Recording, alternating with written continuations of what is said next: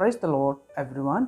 आज और एक नया टॉपिक के साथ आपके सामने उपस्थित हूँ। टॉपिक का नाम है जब मन में आनंद होता है क्या होता है, और जब मन में आनंद नहीं होता है तो क्या होता है।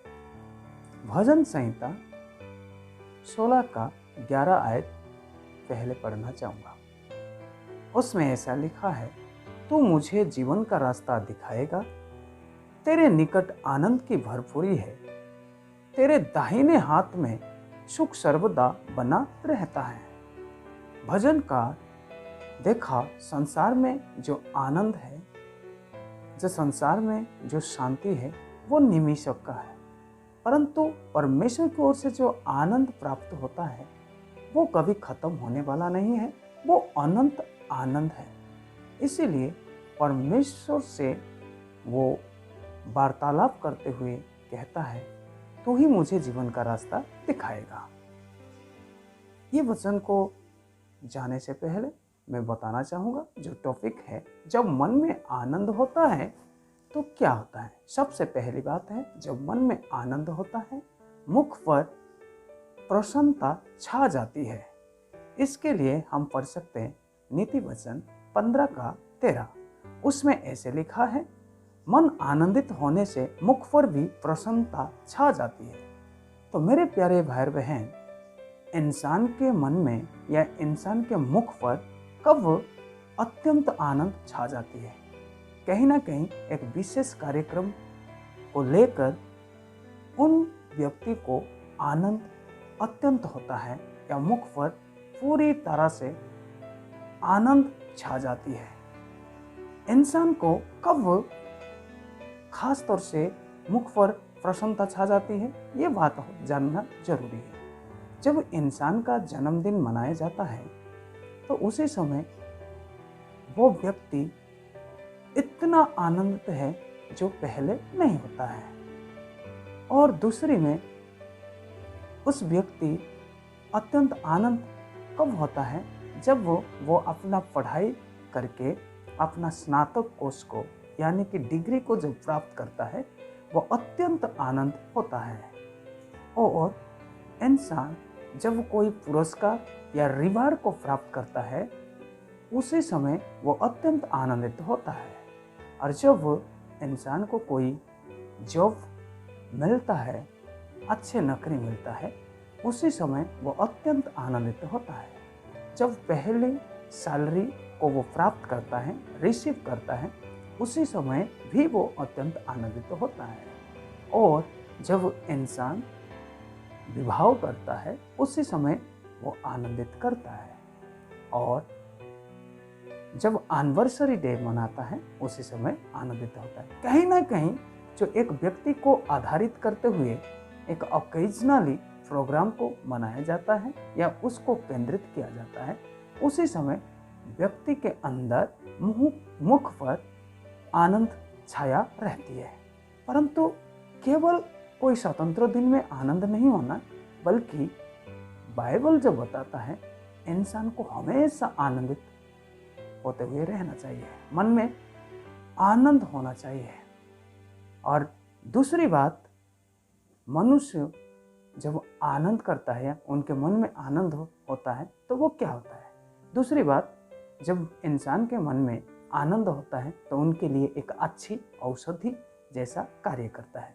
इसके लिए भी हम नीति वचन 17 का 22 पढ़ सकते हैं। उसमें ऐसा लिखा है, मन का आनंद अच्छी औषधि है।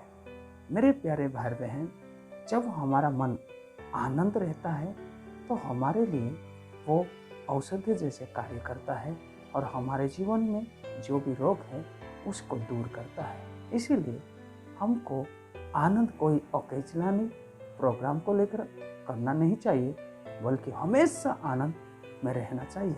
अगर हम हमेशा अपना मन में आनंदित रहते हैं तो मेरे प्यारे भाई बहन, वचन के अनुसार हमारे जितने भी रोग हैं वो आधा से ज़्यादा दूर हो जाता है। इसीलिए हम हमेशा आनंद में रहने के लिए कोशिश करें। और वही नीति वचन 16 का 30 आयत अगर पढ़ते हैं तो उसमें ऐसा लिखा है, जब मन शांत होता है वो जीवन का रास्ता को दिखाता है। अनंत जीवन का रास्ता को दिखाता है। तो ये कुछ बातें हैं जब मन में आनंद होता है, ये होता है। सबसे पहली बात, मुख पर प्रसन्नता छाया रहती है, और दूसरी बात, औषधि जैसे काम करता है। और जब मन में आनंद रहता है या शांत रहता है तो मेरे प्यारे भाई बहन, वो जीवन का रास्ता को प्राप्त करता है। और दूसरी बात जो है, जब मन में आनंद नहीं होता है, उनके साथ क्या होता है? सबसे पहली बात तो उनका मन आनंद ना होने का कारण उनके हड्डियां सूख जाती है। वही नीति वचन, अगर हम वही 15 अध्याय 13 आयत को पढ़ते हैं तो उसमें लिखा है, परंतु मन के दुखों से आत्मा निराश हो जाती है, और साथ ही साथ मन के टूटने से हड्डियां सूख जाती हैं। वो नीति वचन 17 का 22 कहता है। और जब मन में शांति नहीं होता है, जब मन में आनंद नहीं होता है, तो हड्डियां जल जाती है करके वचन कहता है। तो मेरे प्यारे भाई बहन, हड्डियां ये एक अंदरूनी अंतरात्मा है। अगर ये मन में आनंद ना होने का कारण ये सूख जाती है, जल जाती है और निराश हो जाती है। जब वो आत्मा निराश हो जाता है, उनके मन में एक डिप्रेशन छा जाती है, उदास छा जाती है, और उनके तन में मन में गम भर जाती है, जो द्वारा वो कोई गलत कदम भी उठा सकता है। इसीलिए वचन कहता है, किसी भी बातों को लेकर चिंता नहीं करना है। क्या खाए, क्या पिए या क्या पहने, इस बातों को लेकर चिंता नहीं करना। प्रभु यीशु मसीह ने कहा है, कोई भी इंसान चिंता करके अपना आयु को एक पल भी बढ़ा नहीं सकता है। इसीलिए मेरे प्यारे भाई बहन, हमारे मन में जो अशांति आता है उसको दूर करने के लिए हम कोशिश करें, और हमेशा अपना मन में आनंद में रहने के लिए कोशिश करें। और आखिरी बात में बताकर विराम देना चाहूँगा, जो भजनकार भजन संहिता 16 का 11 में कहा है, तू ही मुझे जीवन का मार्ग दिखा सकता है, और तेरे निकट आनंद का भरपूरी है। मेरे प्यारे भाई बहन, परमेश्वर ही हमको जीवन का रास्ता दिखा सकता है। संसार में जो रास्ता है, कहीं ना कहीं विपत्ति का रास्ता है, कहीं ना कहीं गलत की ओर अगुवाई करने वाला रास्ता है। यानी कि संसार के लोग हमको कोई गलत की ओर ले जाएंगे, परंतु परमेश्वर जो है वो कभी भी इंसान को गलत की ओर नहीं ले जाएगा, बल्कि वो वही जीवन का रास्ता यानी कि स्वर्ग राज्यों की ओर ले जाएगा।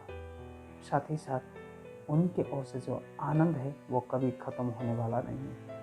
वो आनंद से वो हमको भरपूरी करते हुए वो हमारा मन को प्रफुल्लित रखेंगे। तो इसीलिए मेरे प्यारे भाई बहन, हम 2 बात को सीखा। जब हम आनंद में रहते हैं, हमारे जीवन में सुख और मुख प्रसन्नता रहता है, और हमारे जीवन में औषधि जैसे कार्य करता है, और हम अनंत जीवन की ओर चले जाते हैं। यानी कि जब मन में आनंद नहीं होता है तो हमारा हड्डियां सूख जाती हैं, हम निराश हो जाते हैं। और भजन संहिता 38 का 8 आयत में भजनकार कहता है, मन चूर चूर हो जाता है और घबराहट हो जाता है जब मन में आनंद नहीं होता है। तो ये सारी बातों को हम दूर करें और हमेशा कोशिश करें कि आनंद में रहने के लिए। प्रभु इस वचन के द्वारा आप लोग को आशीष करें। अगर आप ये वचन से आशीषित हैं, ये वचन को भी ज़्यादा से ज़्यादा फैलाएं, सब्सक्राइब करें, कमेंट करें, लाइक करें। प्रभु आप सबको आशीष करे। आमीन। Praise the Lord.